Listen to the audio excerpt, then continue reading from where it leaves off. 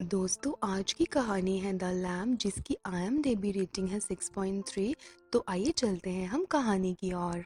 दोस्तों इस कहानी के पहले सीन में हम एक स्नो स्टॉर्म देखते हैं जिसमें कुछ घोड़े अपने घर की ओर जा रहे होते हैं और अचानक से वहाँ पे एक क्रिएचर आ जाता है जिसको देख के घोड़े घबरा जाते हैं और वो यहाँ वहाँ भागने लगते हैं।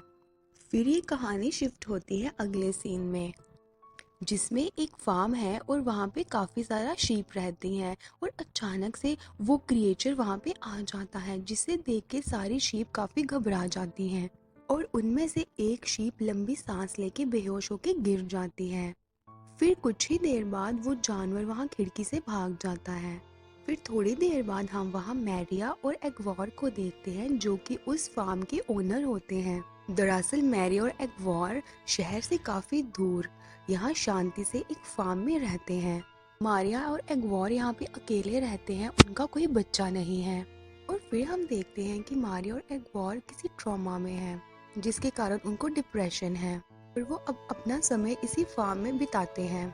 फिर ये कहानी कुछ महीने आगे शिफ्ट हो जाती है।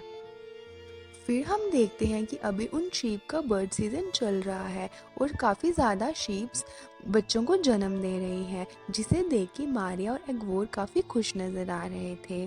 फिर थोड़ी ही देर बाद उनका कुत्ता वहाँ एक शीप के पास जाके ज़ोर ज़ोर से भौंकने लगता है।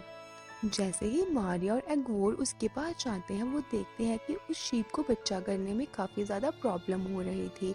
फिर कुछ ही देर बाद उस शीप को एक प्यारा सा लैम्ब हो जाता है जिसको देख के वो पति पत्नी काफ़ी ज़्यादा चौंक से जाते हैं और फिर मारिया उसको एक ब्लैंकेट में लपेट के अंदर लेके जाती है। अब मारिया और एग्वोर उस बच्चे को देख के काफ़ी ज़्यादा खुश थे।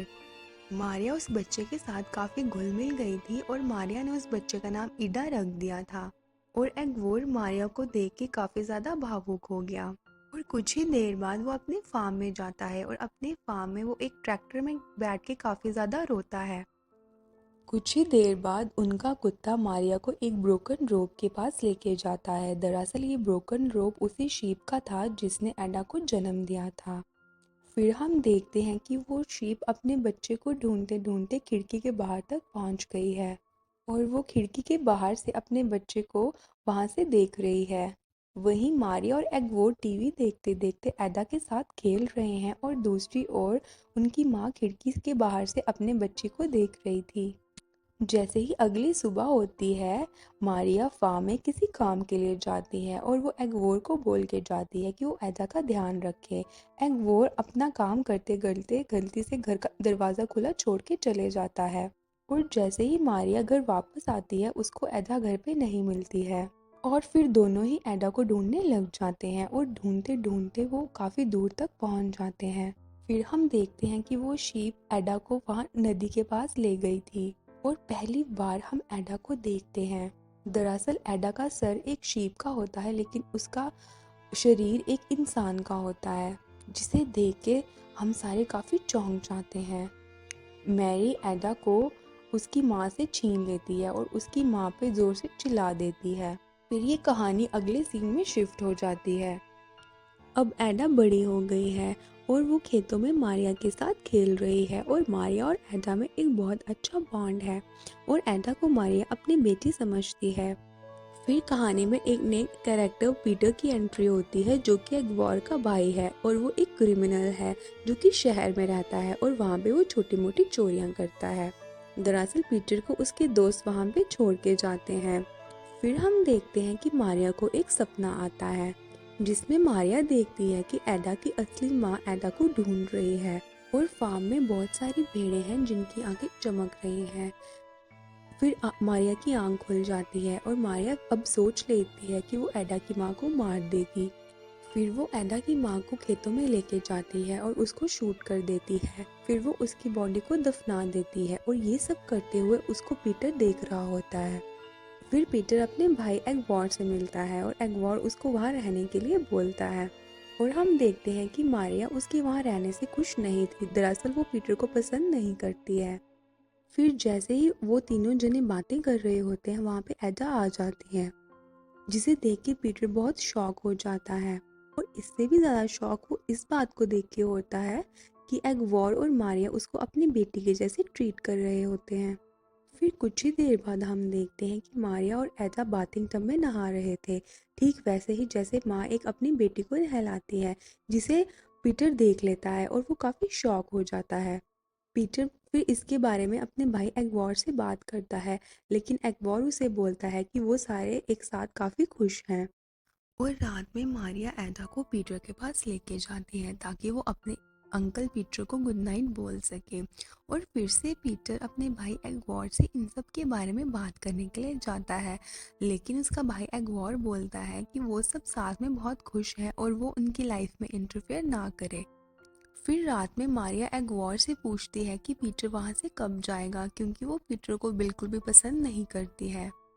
और फिर कुछ दिन बीत जाते हैं और हम देखते हैं कि पीटर अब उनकी फैमिली के साथ घुल मिल गया है और वहाँ एडा भी बड़ी हो रही है।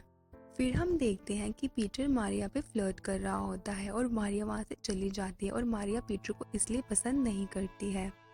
और थोड़ी ही देर बाद हम देखते हैं कि पीटर वहाँ कमरे में जाके म्यूज़िक प्ले कर रहा होता है और एडा वहाँ पे आ जाती है और वो म्यूज़िक इंजॉय करती है।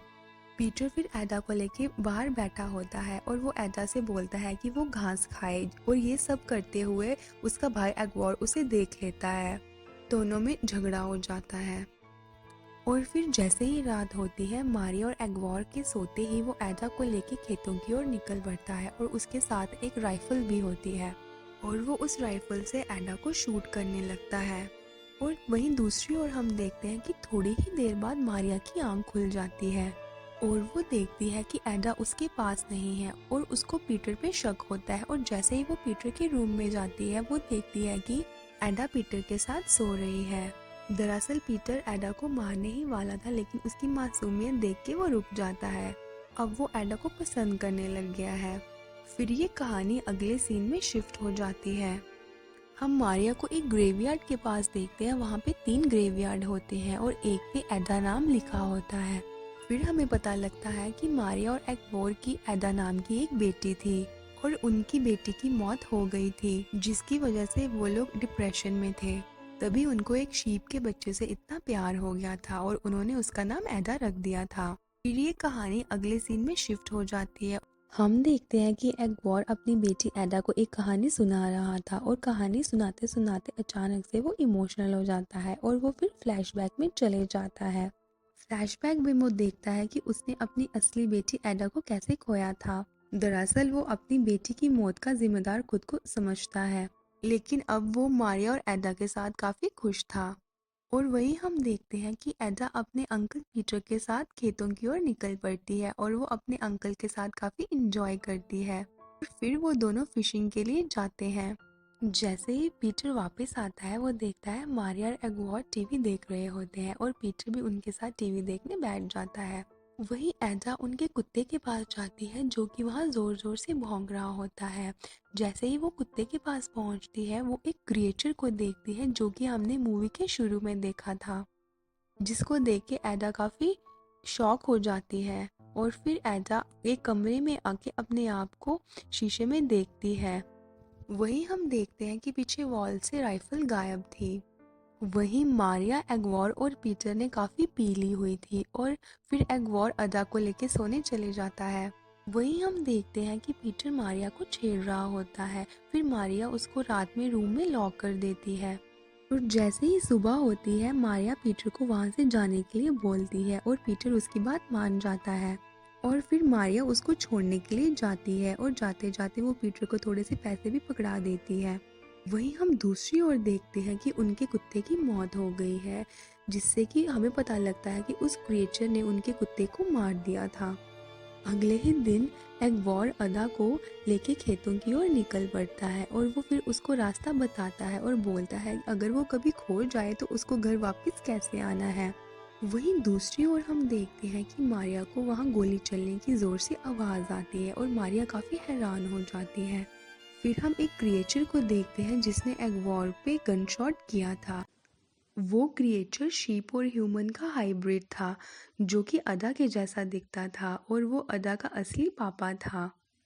एगवॉर की अब मौत हो गई है और अदा का पापा उसको लेके जाने लगता है। कुछ ही देर बाद मारिया वहाँ पे आ जाती है और वो एग्वॉर की बॉडी देखती है। फिर वो उसको देख के ज़ोर ज़ोर से रोने लगती है। अब मारिया वहाँ पे अकेली थी।